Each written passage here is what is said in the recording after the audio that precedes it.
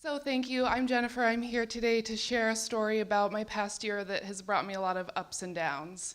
My life, in terms of where I work, where I live, and my lifestyle, are all completely different than where I was 1 year ago. I wasn't really truly able to embrace or accept my new life until up about 8 weeks ago when I welcomed my second child, a sweet baby boy, Colby, who was waking up and yeah. Um, and he joins his older sister, Avery, who's 21 months older and wiser. I wanted to share my journey today because while pregnancy and birth have their perks, for me, my second pregnancy came at a time that I wasn't ready to accept what life could look like. So thank you for listening. It was around my daughter Avery's first birthday that my husband and I decided that we would try for our second. At the same time, a lot of change started to happen, so my husband was looking for a new job and accepted a position south of the city. We lived in Windham, New Hampshire at this time, so his 2 to 3 hour commute was actually absurd, and we knew something needed to change. I pushed moving closer to the city because I already worked outside of the city, so the first big step was set into motion. We put our house on the market. We started looking for a new place and bought a condo in Medford. We found a new daycare for my daughter. And all of this was positive and exciting. And I really like change. I like to embrace change. But when it started to come more directly into my world, it became a little difficult for me to handle. With moving closer to the city, this now presented some new professional opportunities for me. I've worked in the nonprofit field the past 10 years, supporting youth with disabilities and their family members, and I'm passionate about this work. I love to help think about how we can change the system and make things better and more accessible for these individuals.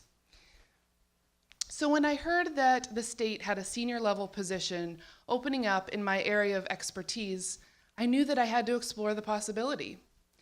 So when I went in for the interview, or what I thought was going to be an interview, and they were actually having a conversation with me to convince me to take this job, I was elated. I was shocked. I couldn't believe it that this type of opportunity was being presented to me, that I could work in a senior level position and help to change the system. I went home and I celebrated hard with lots of wine. And the next morning I woke up and I decided to take a pregnancy test, and holy crap, yes, I was pregnant. It was not the same feeling as it was when I found out I was pregnant with my first. In fact, I was saying, not now, please, not now. All of a sudden, I had this crazy dynamic that made me less excited about potentially taking this new job and really not excited to be pregnant at all. How could I potentially take this job? How could I tell the employer? How would they react? Would this job give me the structure and flexibility I needed? All of this was unknown, and it was so unsettling. I was sick about this, dueling experience that I was facing. Now, I know for some it might not have been a big deal. You take the job and then you tell them you're pregnant. But for me, this felt wrong. It felt deceitful. I felt like I was unlikable, not as good of a candidate because I was pregnant. The feelings and the words are hard to come by, but it was so difficult for me. I did not know what to do. At the same time, I was watching some of my closest friends who were growing their families back out of the workforce or reduce their hours.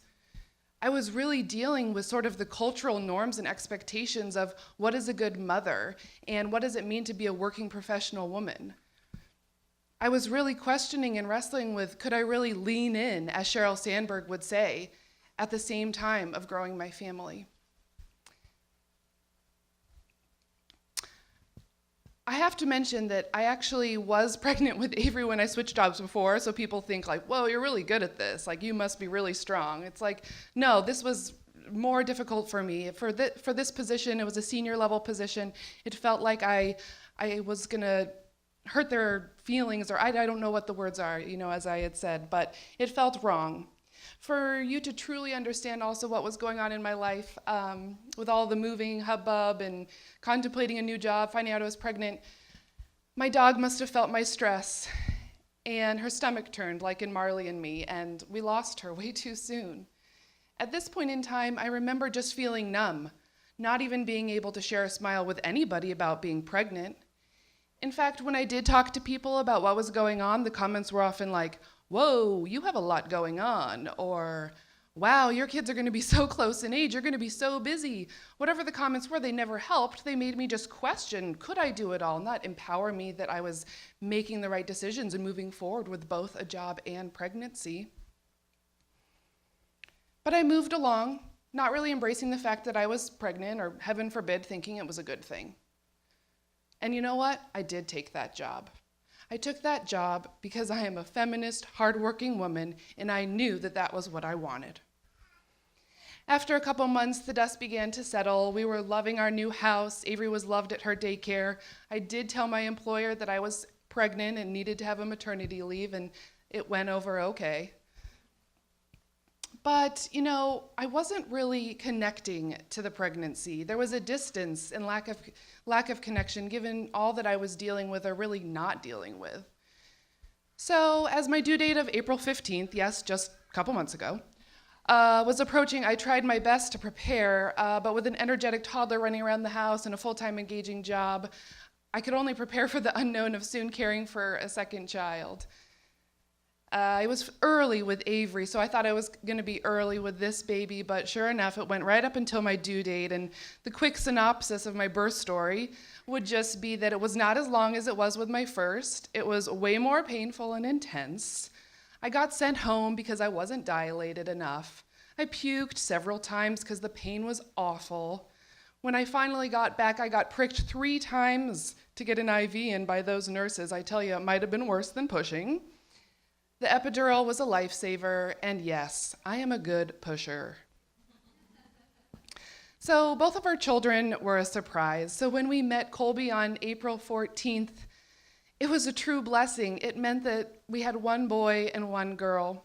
When I first saw Colby, I thought, oh my God, he looks just like Avery. And my connection to him was instantly there. These feelings from before of not knowing if I wanted a baby no longer existed. The role of a mother suddenly resonated with me like it had not before. I had 2 beautiful children and I felt whole. The other magical transformation at this time was watching Avery become a big sister, which is truly the most treasured aspect of becoming a family of 4. Her smile, the way she says, Colby, her personality, communication, and sensitivities all seemed to explode at the same time that Colby joined our family. And that's truly my favorite part about this experience. Life doesn't always hand us what we want, or certainly when we want it, but I can now say I feel more complete. And I feel proud of myself for taking the job and can only know that some of the wholeness that I feel right now is because of that decision. I'm not sure how I'll do it when I go back to work and balance it all, but as I had told myself before, I'm just going to do it. Thank you.